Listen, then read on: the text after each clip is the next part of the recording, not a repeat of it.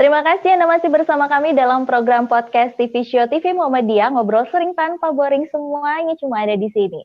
Seperti yang tadi aku bilang, kalau kita pada hari ini akan ngebahas tentang all about LSF. Gimana sih lembaga sensor film itu?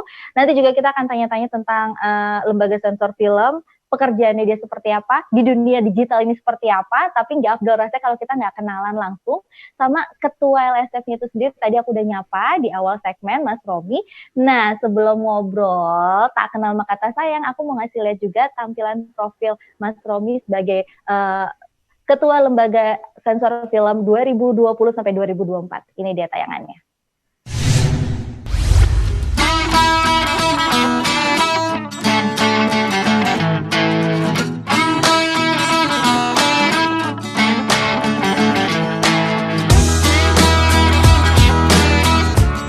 Romi Fibri Hadrianto terpilih sebagai Ketua Lembaga Sensor Film atau LSF dan Wakil Ketuanya adalah Ervan Ismail.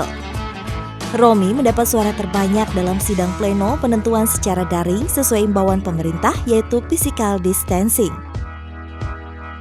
Sidang pleno tersebut diikuti 17 anggota LSF periode 2020-2024 yang hari itu juga dilantik oleh Mendikbud Nadiem Anwar Makarim di Kemendikbud.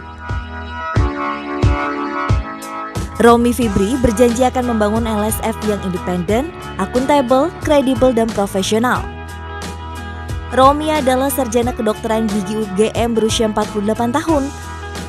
Romi pernah bekerja sebagai wartawan majalah Tempo, produser eksekutif liputan 6 SCTV, pemret tabloid mingguan Prioritas, direktur harian Jurnal Nasional, produser TV Muhammadiyah serta Sekjen Persatuan Pers Mahasiswa Indonesia atau PPMI.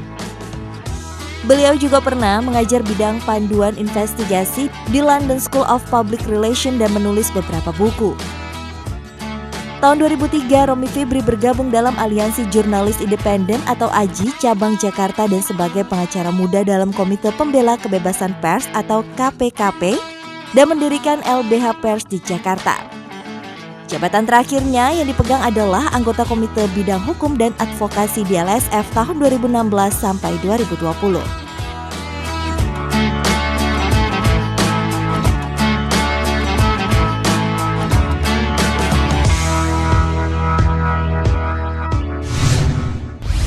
Nah, itu dia tadi profil ya. Sekarang aku mau langsung bincang-bincangnya. Assalamualaikum, Mas Romi.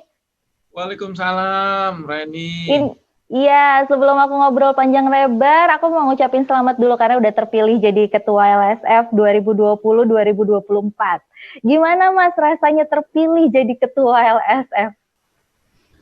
Ya tentu ini amanah ya, memang berat tapi namanya tugas mulia, nyensor film gitu ya, untuk menjaga masyarakat dari pengaruh film gitu. Nah, ini aku tapi harus tugas mulia tapi harus dijalankan ya dengan amanah gitu. Ini yang penting.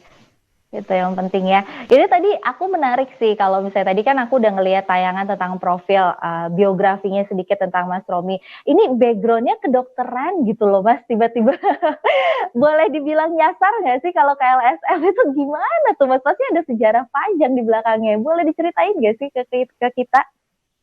Iya, sebenarnya nggak ada nyasar ya, karena kan semua itu sudah tertulis di Lauhul Mahfudz ya. Kita mau masuk mana, kerja di mana, lahir di mana, kemudian nanti ujungnya di mana, itu sudah ada di Lauhul Mahfudz. Jadi saya menganggap ini adalah bagian dari jalan hidup saya.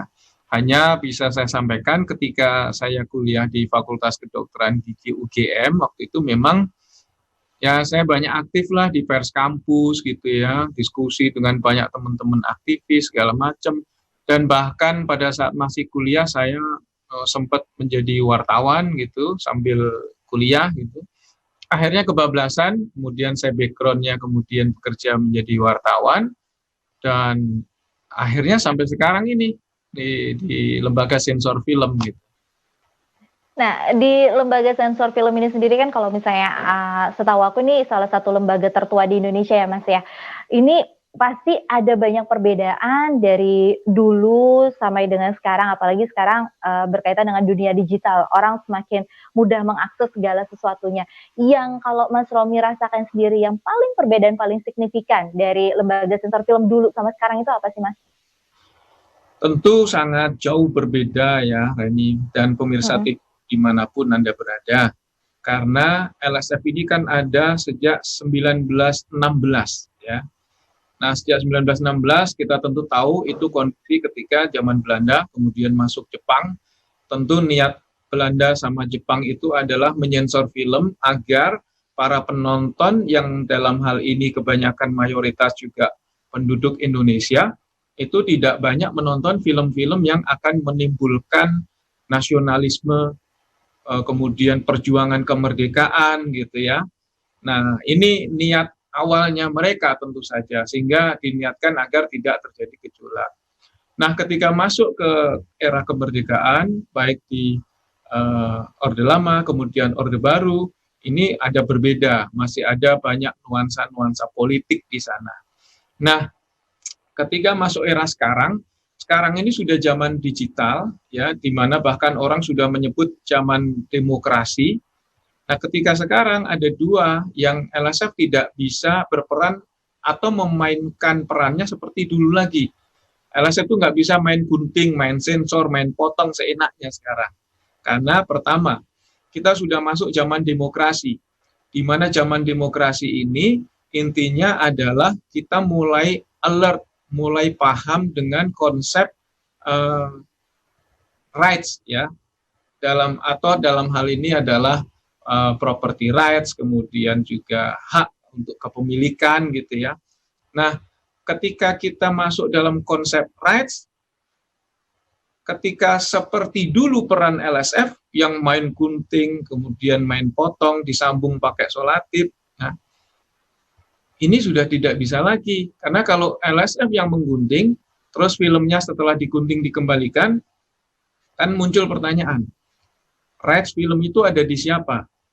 Nah, ini yang sampai hari ini tentu sudah mengalami perbedaan. Yang kedua, ini sudah zaman... Mas. Mas Romi tahan dulu yang kedua. Jadi intinya tadi kita udah ngebahas yang pertama, yang keduanya boleh nggak sih kalau kita lanjutkan di segmen ketiga biar orang-orang lebih fokus nih, para penonton kita lebih fokus, boleh ya Mas ya? Oke, silakan. Oke, iya, jadi jangan kemana-mana, tetap di podcast TV Show TV Muhammadiyah, ngobrol sering tanpa boring, semua cuma ada di sini.